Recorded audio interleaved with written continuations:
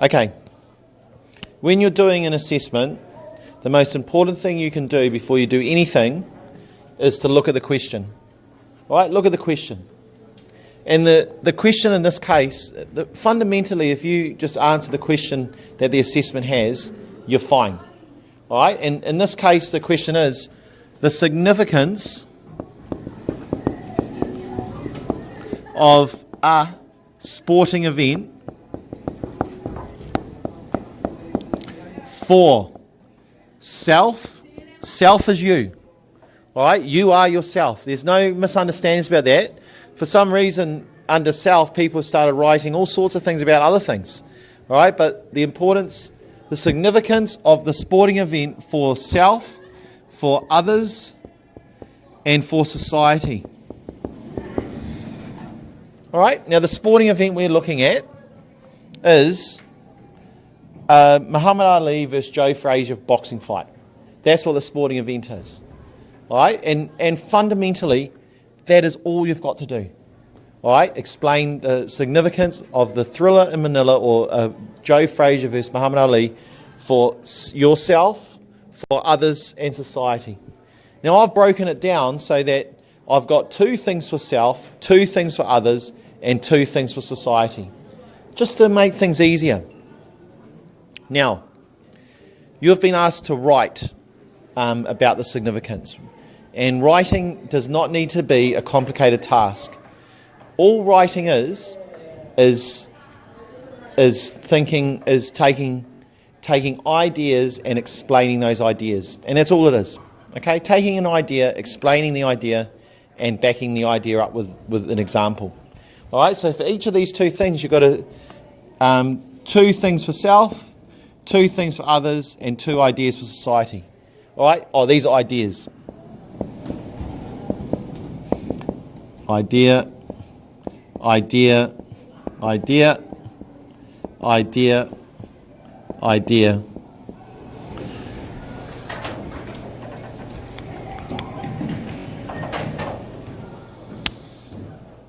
Is there any questions so far? Great. Now, most of you have gone into this great big long narrative about Muhammad Ali's career. All right? And that's not what the question asks. The question isn't explain Muhammad Ali's boxing career. All right? That's not what the question says. The question is the significance of a sporting event, in this case, Thriller in Manila, for yourself, others, and society. All right? So if you've gone into that big narrative, I'm sorry, but it's all lovely and some of the writing's beautiful. Right? The writing is beautiful. Don't get me wrong about that, but you've gone down the complete wrong track. Okay?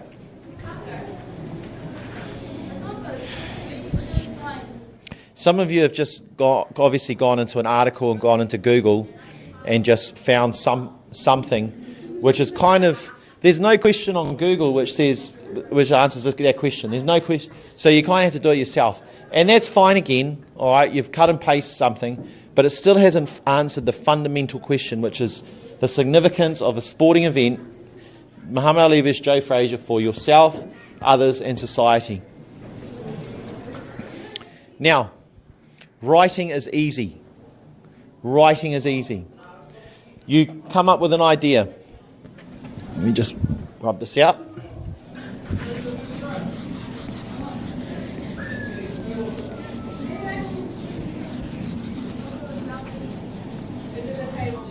Writing it's this easy, and you come up with an idea.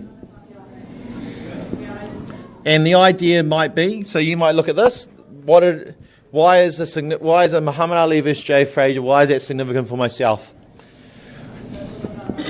I learnt from watching the Thriller in Manila that optimistic self-talk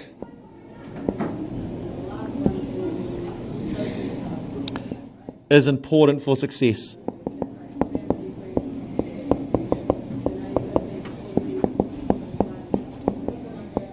That's an idea, isn't it? I've just come up with this idea. Optimistic self-talk is important for success. That's what I learned from watching this fight. And that your ideas are really crucial, eh? All right, so you're going to be... Well, that's the first thing you do. You've got to have an idea, okay? And it's just an idea, just one thing that you've learnt. One thing that is important for self.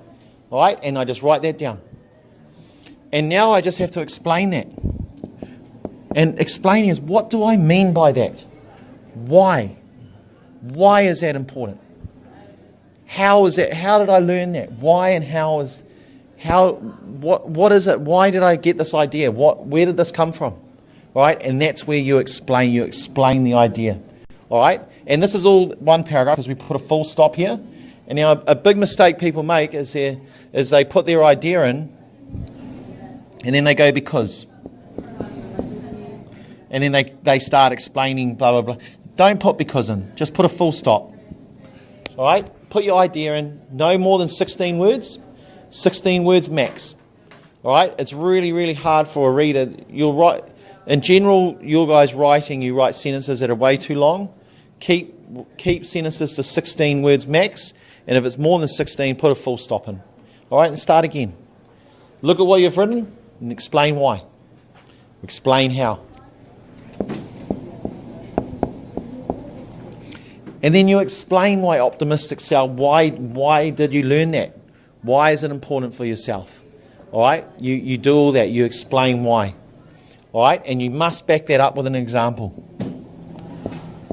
For example, Muhammad Ali went on and on about how he is the greatest. He is the greatest of all time. He never stopped saying that, and he told the whole world he's the greatest. He's not just telling the world, he's telling himself too. And when you start having self-talk, which is so optimistic and so positive, all right, then you start behaving in that way. All right, we know that. If you're telling yourself that you're great, all right, you'll behave great.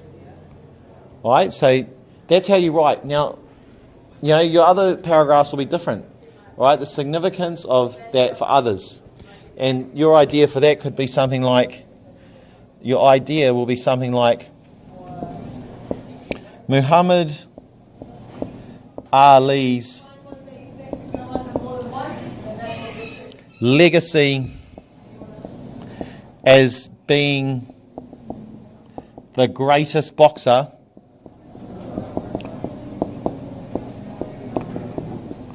was determined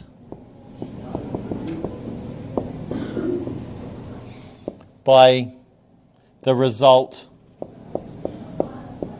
of this fight. All right, full stop. That's an idea. All right, it's less than 16 words. It's just one idea. And now he's explained. Now you have to explain why. I've made my statement. I've got my idea. Explain why. All right, explain why.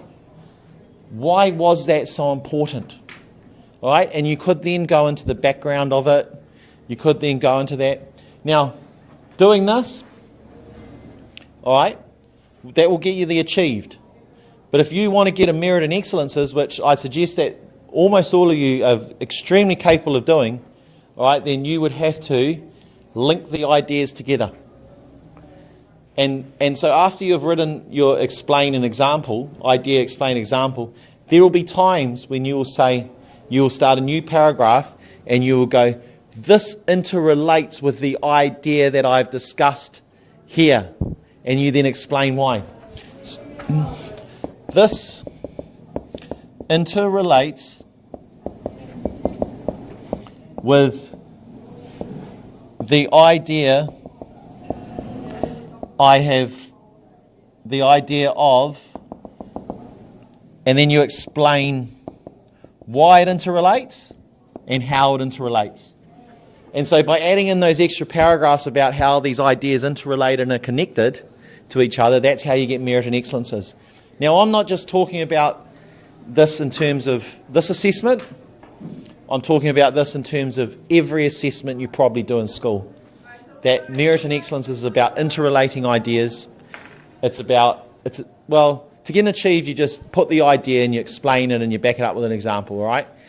But you have all your idea here, idea. But to get a merit, you've got to, and an excellence, you've got to be able to somehow connect these ideas and explain how they're interrelated.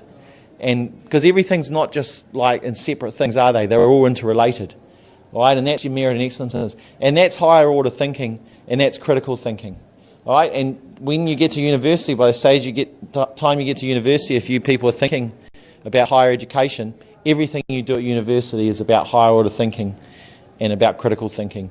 And critical thinkers are generally people that are intelligent, all right? They can understand different viewpoints, they can connect different ideas, they can relate different things together, all right? And that's your more clever sort of people, all right, to be honest. And that's what university teaches you. And that's why people who go to university, you don't really get taught facts at university.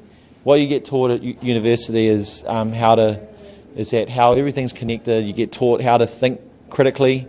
You get taught argumentation and putting something across, putting ideas across and being able to argue viewpoints. And that's basically what university is. It doesn't matter what degree you do, that's basically all you have to do, is be able to think critically. And you people, there's a lot of you that are very close to being able to do that, but you're not quite there. Right? Does that kind of make sense? So critical thinking is about putting that idea and connecting it. And then maybe connecting it multiple ways and then having more connections and being able to connect all the ideas that you present. That's what critical thinking is.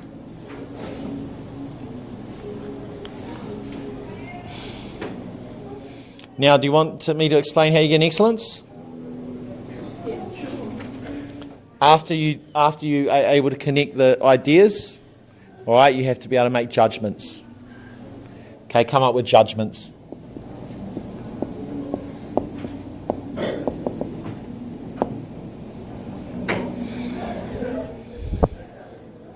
Because you'll consider different viewpoints when you do this. Actually, I'm not going to go into that now. Let's just stick to the basics, and then I'll shoulder tap a few people who I think can get excellence, and I'll say this is the next step.